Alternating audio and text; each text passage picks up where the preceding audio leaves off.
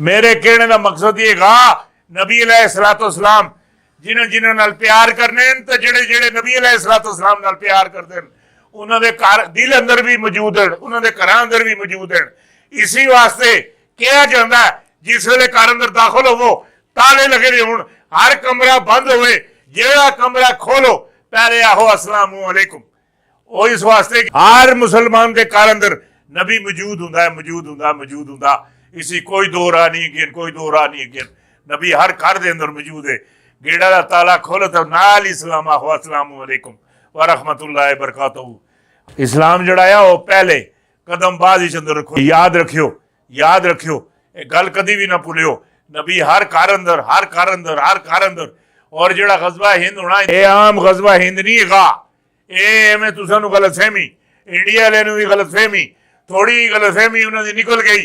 यही मंदिर उन्हां दे टुट गए, भगवान टोटे मैं नाल तुसां नूं तकवासा उसे जिन्ने भगवान है। मैं पहले आखिया सी ना अगर भगवान मस्जिद अंदर रहसन, ये पहले आखिया सी मैं डंडा सुन नजर आता ये मैं भगवान भरने वास्ते रखिया था, ये भगवान भी देने वास्ते रखिया था।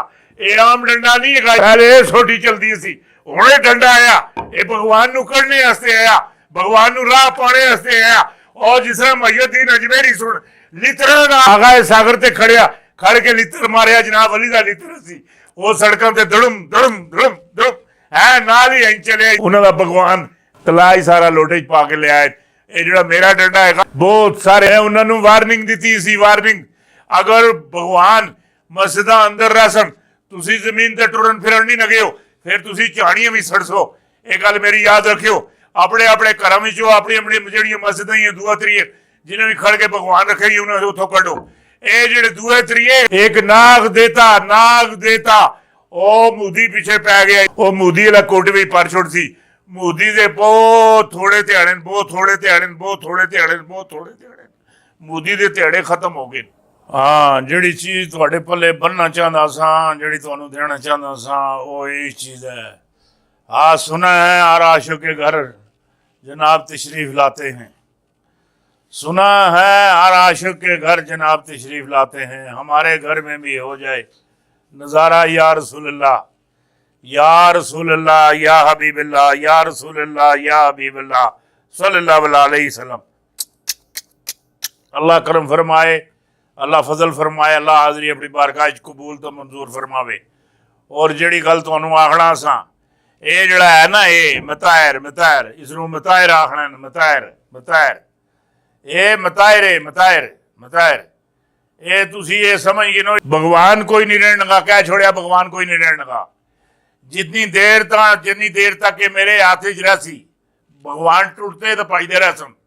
भगवान अंदरों लोगों के घरों विचों मस्जिदां विचों मंदिरां विचों मंदिर भी खत्म तो भगवान भी खत्म नाल हिंदू भी खत्म टाई फिश।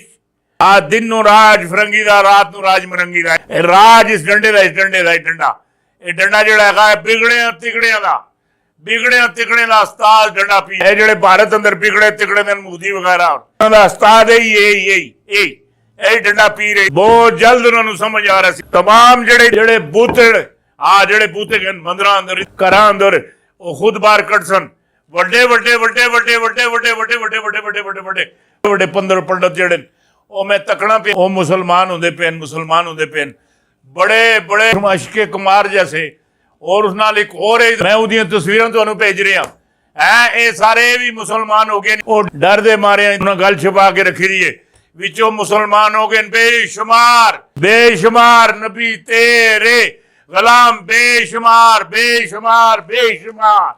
के दिल नाल कलमा पढ़ चुके। ये जेडे चेनीज है अल्लाह और रसूल दी निगाह और दुआ नाल ये चेनीज भी मुसलमान हो सकते। जेड़ा है ना पुटन ये भी मुसलमान हो सी ताकि नहीं दायरा इस्लाम अंदर दाखिल हो सी और बहुत जल्द मुसलमान हो सी। पुटन इस पिछे कुछ बंदे इसदे सिक्योरिटी दे जेडे कुछ बंदे वो खरीद लेन। अमेरिका सुन, इसराइल सुन, फ्रांस सुन अंदरों बॉडीगार्ड इसनों मारने का प्लान है। अल्लाह बचासी अल्लाह दा रसूल बचासी सरकार गौस पाक उसनों बचासन।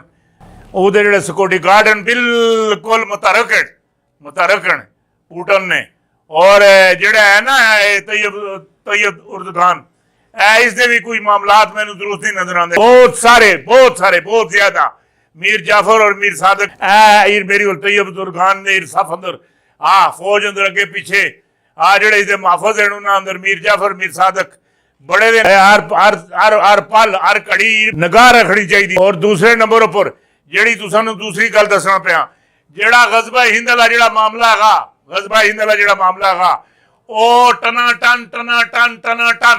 और रेडियो और रवा दवा हर मुसलमान हर बच्ची और बच्चा हर बूढ़ा और बूढ़ी गज़बा हिंद वास्ते फंड भी दे सन गज़बा हिंद अंदर काम भी कर सन ਉਹ ਭਾਵੇਂ पाकिस्तान भी चढ़ ਭਾਵੇਂ तुर्की भी चढ़ ਭਾਵੇਂ ਆਸਟ੍ਰੇਲੀਆ भी चढ़ ਭਾਵੇਂ अमेरिका भी चढ़ जिस जगह ते भी है न्यूजीलैंड भी चढ़ और रूस भी चढ़ और दुनिया के किसी नुकर ते तैयार हैं गज़बा हिंद अंदर फंड देने वास्ते भी और गज़बा हिंद अंदर शामिल होने वास्ते भी।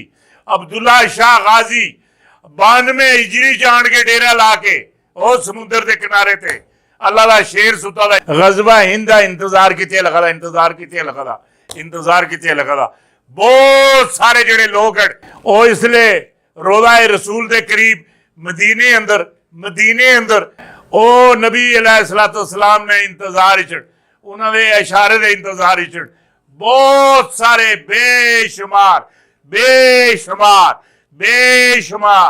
बेअसाब जानी माली हर चीज और बड़े बड़े मैं तो एक गल जोर देना एक दुआ और देना इधर बड़े खजाने ते खजाना बड़े खजाने पाकिस्तान की सरजमीन हैरत अंगेज थाने उगलने अली बंदा ईमानदार होवे ये चोर किसा पासे दफा होना ये दाता नू पता है पाकिस्तान ही कितने खजाने हैं बड़ी इमाम पाक नू पता है कि पाकिस्तान ही कितने खजाने एक तेल का खजाना नहीं है अल्लाह दे बंदे तेल सस्ती चीज है उसको लो महंगे साने हीरे जवाहरात को लो महंगे